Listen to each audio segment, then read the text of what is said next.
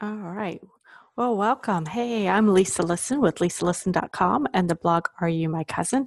And today I really just wanted to talk with you all about your research plan. Now, I know planning the research for your ancestors is not always the fun part. It's not fun to sit down and figure out exactly what you need. It's kind of like when I was in high school and I would write a big paper and I would have to submit an outline. I hated making that outline because it always came back to me for that paper saying it wasn't complete enough. And so I would have to redo it. And all I really wanted to do was get on with writing the paper and saying what I wanted to say. And really creating a genealogy research plan is very similar to that. Creating the outline, you're deciding what it is you want to know ahead of time, and you're setting up how you're going to go about doing it so that when you begin the actual research, you will be more efficient with your time and you'll be more successful and more thorough. So I'm going to hop over and share my screen with you guys, and I am going to show you one of my research plans that I have a template that I made up that I wanted to share with you. So here we go. Give me just a moment. Okay, so this is my research plan for actually a brick wall ancestor that I'm currently working on. As you can see, I actually make this in Google Sheets, and I've saved it to my Google Drive. I absolutely love using Google Drive. It allows me to create documents, whether it's Google Sheets, which is kind of an Excel or spreadsheet form. I use Google Documents, which is kind of the equivalent of Google Word, or using a Microsoft Word product. So it's very flexible. And what I love about it is when I do this, it automatically saves. It is in the cloud. It does sync across all my devices, and I can actually access it when I'm out and about, whether on my phone or on a tablet or on my laptop. And I can even work offline. And then when I reconnect to a Wi-Fi, it will sync everything up. So that's why I like to use it. And well, did I mention it's free? And I like free. So, but it's a great product. I enjoy it, and it's worked very, very well for me. So back to the research plan. This is a template that I made for my ancestor. Her name was Sarah Blanks. Turns out her name was actually Sarah Blanks or Sarah Talley. I have discovered that. But I'm really stuck at that point. And if you follow the blog for any length of time, you've heard me talk about my fourth great grandmother, Sarah Blanks, and her supposed husband, Langley Talbot. They're quite a pair of characters, a lot of fun, and they've really, because of their unusual relationship, they have made me a better genealogy researcher. So I do thank them for that. So when you make a research plan for your genealogy, the most important thing that you can do is right here, is define what it is you want to know and what are those needed steps to find that information. Okay, because if you don't know what it is you need to know, if you don't have that very specific question that you're looking for and that you can define, you're probably going to end up finding somebody else or just hitting that brick wall and not making any progress. So I narrowed things down a lot. There's a lot about Sarah Talley, that I want to know about. As I said, I've just recently, in recent months, determined that her maiden name was not Blanks, but it was Talley. That was a huge chink in the brick wall. And there's so much I want to know about the Talley family line and how far can I take it back. And there's just all these things running through my head. But the really most important thing that I can do to advance my research is to determine who was the father of Sarah Talley Blanks. Okay, so in a nutshell, Sarah Talley Blanks.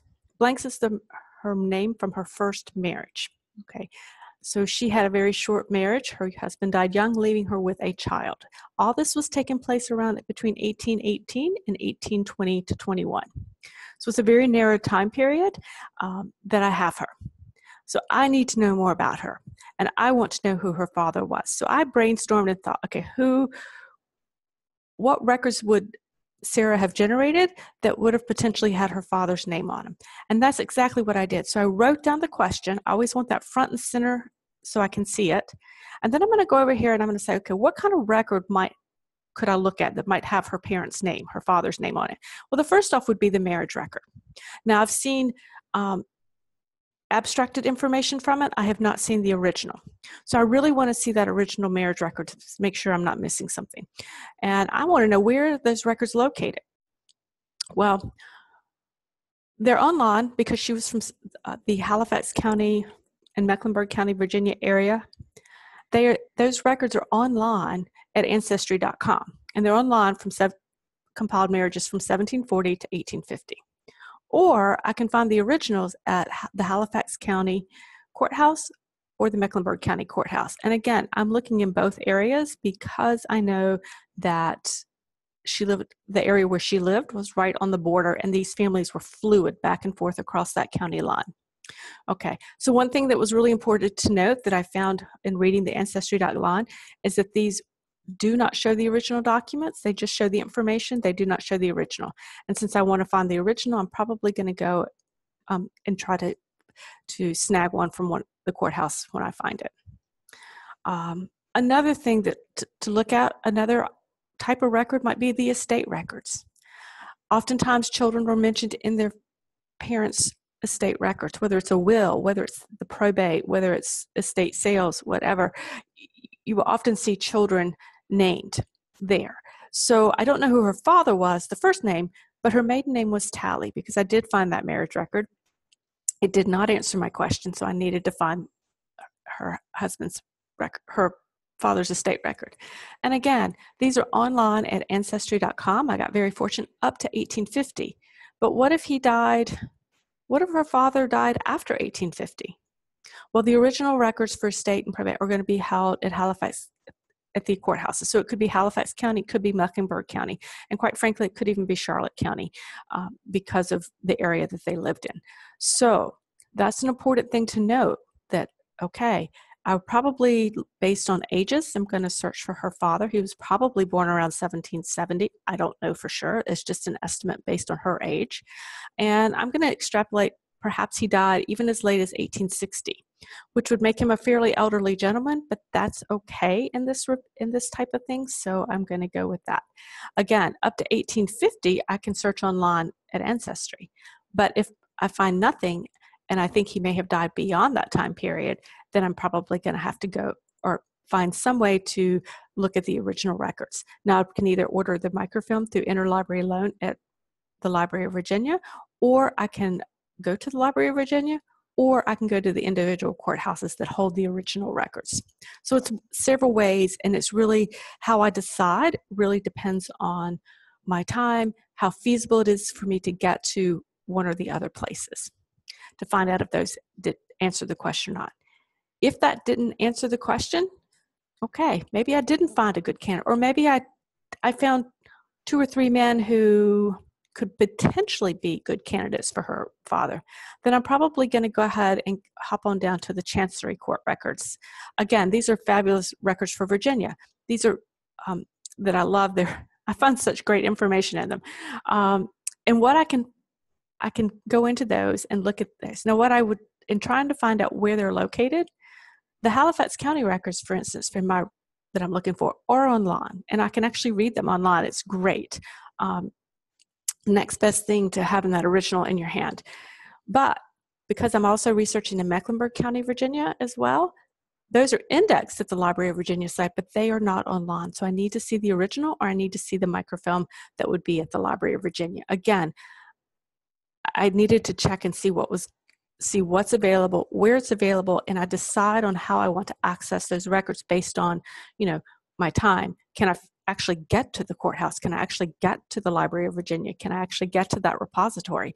Or can I actually order the record and just wait a little bit and be able to see it through interlibrary loan? It's very unique. You're just going to have to check and do a little bit of research on the front end to find out where these records are on your particular project before you actually make that decision.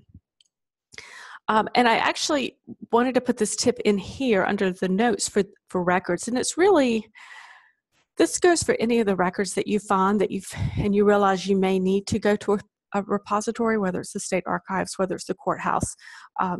Before you make that research trip to a courthouse, and you want to search those original records, I'm going to recommend that you call first. Okay. Some local courthouses may have sent some of their earlier records to a state archives or a larger state repository. Some retain everything, all the originals where they're at. This really varies location by location. I've literally within the state, I've seen one county who'll have everything, and the neighboring county has sent some earlier records for whatever reason to a larger repository. So I would recommend that you call so that you don't, if you think you want to go to that courthouse, you can save yourself a trip, or you can at least determine whether they have them or not. Okay. So as you've gone through these records over here, you'll notice I have these little boxes over here. Did this answer my question? Well, in the case of the marriage record, which I did find, it did not answer my question. So I would put no. Okay. But what would be my next step? So if the marriage record said no, my next step was to look at the tally estate records for Halifax and Mecklenburg counties. Okay, so that would be my next step. Now this is for a couple of reasons. It keeps my line of thinking straight when it comes to researching, but it also is, if that's all I've got and I don't get back to researching Sarah Talley for 6 months, I can look at this and go, oh, this is my next step. Let's start looking at those let's start looking at those tally estate records or looking at those chancery records. So that's important. If this had been yes, I would have stopped being golden and created my next research plan. All right, guys. I hope that this has been a helpful, you've gained some information on how to research that genealogy or how to set up your genealogy research plan in the future, because it's such a crucial part of your research. It's going to keep you on track so that you know what you're looking for right up front, and then you can keep moving forward as you go.